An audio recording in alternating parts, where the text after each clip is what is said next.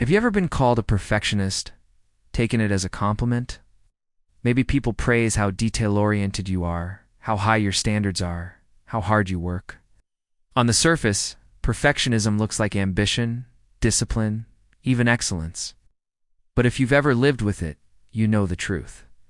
Perfectionism doesn't feel like excellence. It feels like never enough. That's the paradox of perfectionism. From the outside, people see effort and achievement. But from the inside, it feels like chasing a finish line that keeps moving farther away. No matter how much you accomplish, no matter how much you polish or fix, the relief never lasts.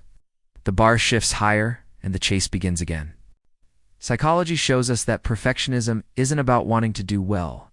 It's about fear, self-criticism, and the belief that your worth depends on performance. Perfectionism often starts early. Maybe you grew up in a home where love and praise felt tied to achievement. Maybe you learned that mistakes brought criticism or rejection. Over time, the brain formed a belief. If I'm flawless, I'll be safe. If I'm perfect, I'll be loved. It's not that ambition is bad. Striving for growth is healthy. But when striving turns into fear of imperfection, it stops being healthy striving and starts being perfectionism. Psychologists talk about two kinds of perfectionism. The first is adaptive. It's about setting high standards while staying flexible, resilient, and willing to learn. That can lead to excellence. The second is maladaptive, the rigid kind, where mistakes feel like disasters. Where good enough feels like failure, and where the voice in your head never stops saying, "You're not enough." This form is linked to anxiety, depression, burnout, even relationship strain.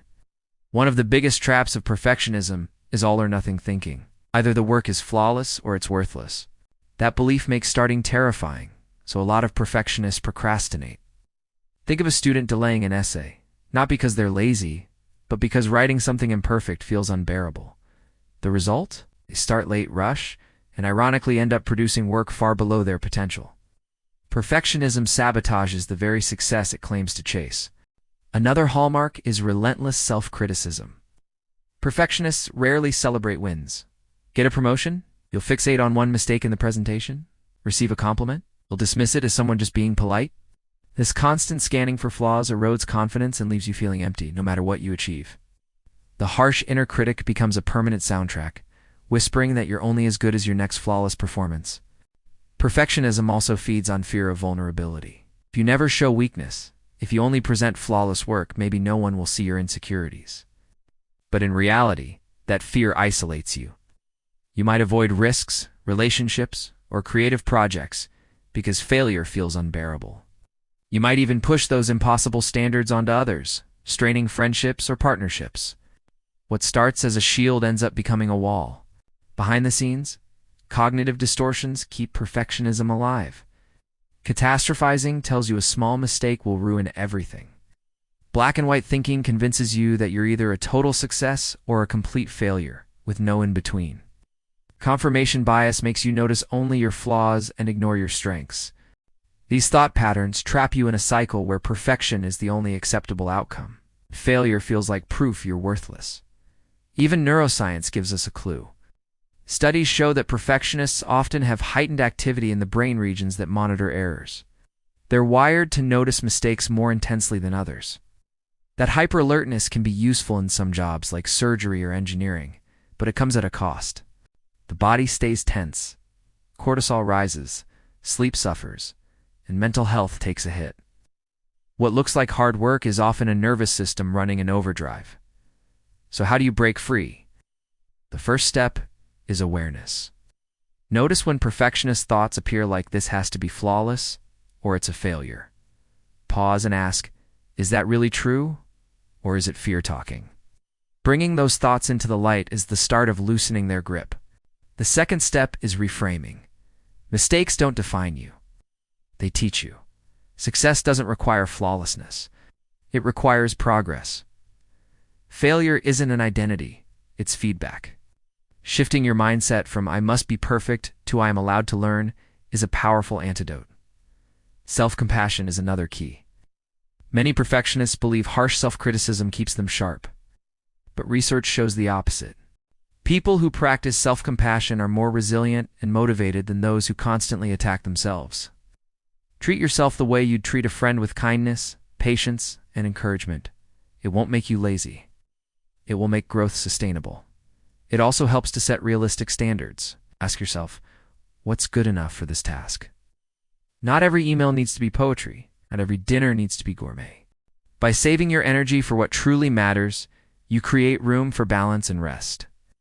Mindfulness is another tool. Perfectionism lives in the past and future, hashing old mistakes, worrying about future outcomes. Mindfulness anchors you in the present. Whether through journaling, meditation, or simply pausing to breathe, mindfulness interrupts the perfectionist spiral and brings you back to what's real right now. And finally, practice vulnerability. Share your work before it feels flawless. Admit when you don't know something. Take risks without waiting for certainty. Each time you allow imperfection, you prove to yourself that the world doesn't end when you make a mistake. In fact, it often opens doors to connection, to creativity, to growth.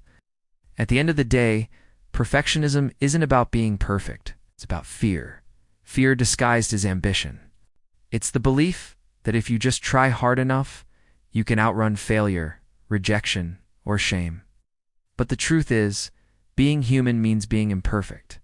That's not weakness, it's reality. So the next time you hear that inner critic telling you it's not enough, pause. Remind yourself. Enough doesn't mean flawless. Enough means showing up, trying, learning, and growing. Perfection isn't what makes you worthy. Your worth was never conditional. It's already there in being human. Perfectionism may never fully disappear, but it doesn't have to define you. Every time you choose progress over perfection, every time you replace criticism with compassion, you take a step toward freedom. And in those steps, you'll discover that the life you wanted was never about being perfect. It was about being real, imperfect, and fully alive.